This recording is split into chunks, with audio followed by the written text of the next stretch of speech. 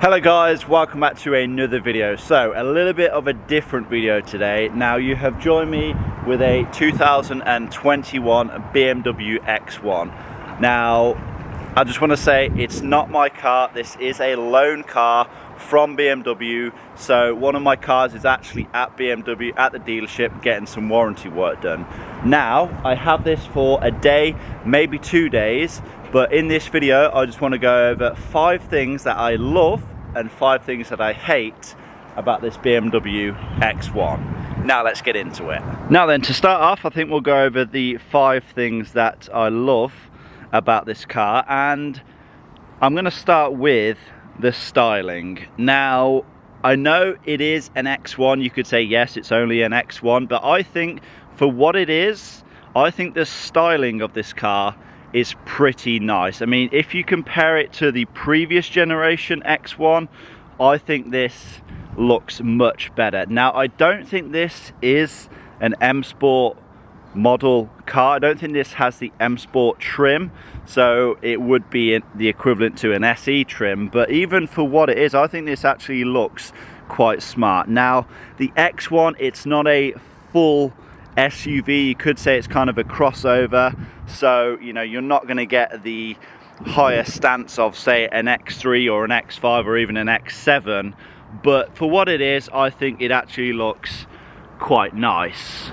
Now obviously this is just the exterior, but I think the interior as well looks pretty stylish. I think everything is in the right place.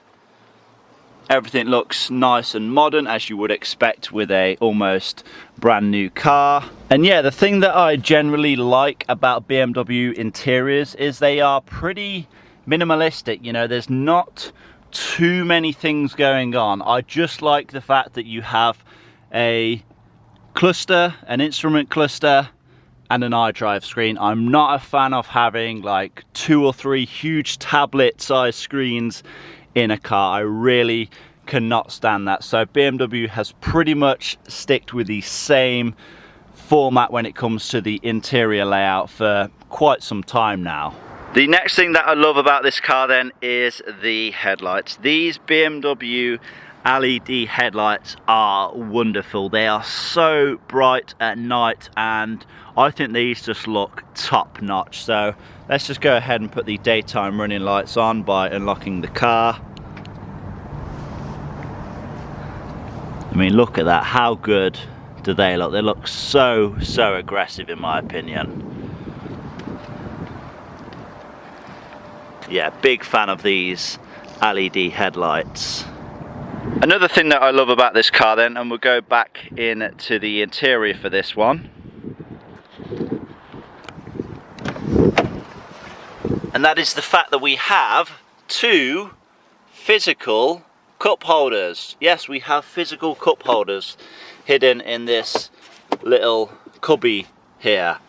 Now, you may say this is pretty, you know, pretty stupid to say that this is a thing that I love, but nowadays it seems to be pretty rare to find physical cup holders in a car. Now, you could say they're not the biggest, you know, they're probably not going to hold your, you know, Venti, Grande, whatever, Starbucks cup, but they are going to hold, you know, a decent sized cup. They're going to hold a bottle or a can or anything like that. So yeah, functional cup holders are a win in my opinion. So the next thing that I love about this BMW X1 then is the ability to customize your instrument cluster. So let me show you real quick how to do that. So on the iDrive system, if you go to My Vehicle, and then if you go to iDrive Settings, and then Displays, and then go to Instrument Cluster, you can actually select exactly what you want to have displayed on your cluster right there. So let's say, for example, you know, you don't want to have range on your cluster displayed, or you don't want to have let's say time of arrival, or if you want to know how to turn your speed limit info on or off, you just do it right in this menu here. Now I am a big fan, believe it or not, of this speed limit info. It comes in so handy. You know, when you are on a road that is not clearly indicated the speed limit, it's very, very handy to have the speed limit, you know, indicated to you right down there. So yeah, I'm a big fan of this feature to, you know, fully customize what you want to have in your instrument cluster. I guess that is kind of a big positive to having a digital display right here. The final thing then for things that I love about this BMW X1 is the navigation. Yes, when it comes to maps, I think BMW do it just right. Now, I have personally owned a car with the BMW CIC iDrive with the updated navigation maps, and I'm a big fan of those. I'm also a big fan of these as well. Now, a lot of people say that, you know, navigation maps, they're not important to them in a car. They can just use their cell phone, whatever. You know, personally, I'd much rather just use the built-in navigation rather than having to have your phone mounted on the windscreen, whatever it may be. You can just see it so much clearer, and that is the intended use of them, you know, from the factory. And I think they just work so much better. I think the display on this iDrive is absolutely beautiful, and the fact that we have traffic updates as well just makes this thing top notch. Now then, let's move on to the things that I hate or very much dislike about this car, and we're looking straight at them. So it has got to be these absolutely ridiculous sized grills. Now, I don't know what BMW are thinking with their styling, you know, making these front kidney grills bigger and bigger year upon year, but I'm really not a fan of them. I prefer them when they are at least half this size. So BMW, please, please, please stop making these grills bigger and bigger. If I was to own this car, I think one modification that would make these grills look slightly more acceptable is to make them fully gloss black. I think because they have the chrome surround, I think it makes them look even bigger. If you make them gloss black, I think it will blend in much better with the car. So the next thing that you could say that I hate about this car then is going to be a bit controversial.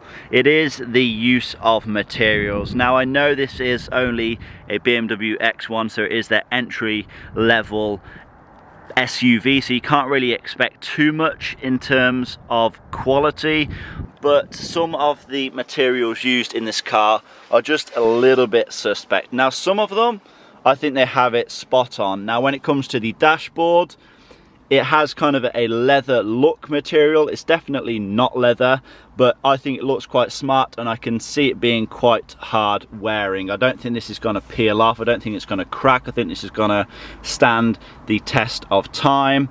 But when it comes to some of the materials, like the, you know, these buttons, for example, I can see these being quite flimsy. I can see these wearing quite a lot. So yeah, when it just comes to some of the more plastic items, they just don't feel the best, and I just can't see them holding up for a very long time. The next thing that I hate about this BMW X1 then is the transmission.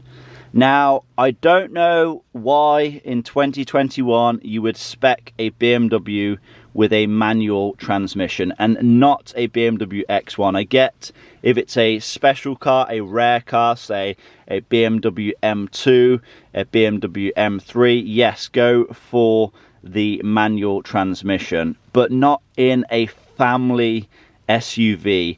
These manual transmissions are just not that great. The fact that you have a clutch delay valve means that you can never ever pull away smoothly. It's just not fun, and the ZF 8-speed automatic transmission is one of the best transmissions in the world. So if you are getting one of these cars, one of these newer BMWs, for sure go for the ZF 8-speed transmission. So then the next thing that I hate about this car is actually in the boot. So let's go ahead and pop that open real quick. Now, this is something that is not a new thing. It's not specific to this model in particular, but the fact that we have no spare wheel. I'm just not a fan of it. I mean, all these cars now come from factory with run flat tires, and it means that they ride so bad. Now I get that some models, they just don't have the space to have a spare wheel, but the fact that we have so much empty space in here, you can for sure at least have room for a space saver wheel and still have so much more room left to spare. But unfortunately we just have an inflator kit there. Now if I was to buy one of these cars, I would for sure get a spare wheel and just ditch the run flat tires, because yeah, like I said, they just make the car ride terrible. And I guess the final thing that I hate about this car, and yes, again, you could say it's pretty controversial due to the fact that this is only an entry-level SUV, but I'm gonna say the seats and the steering wheel.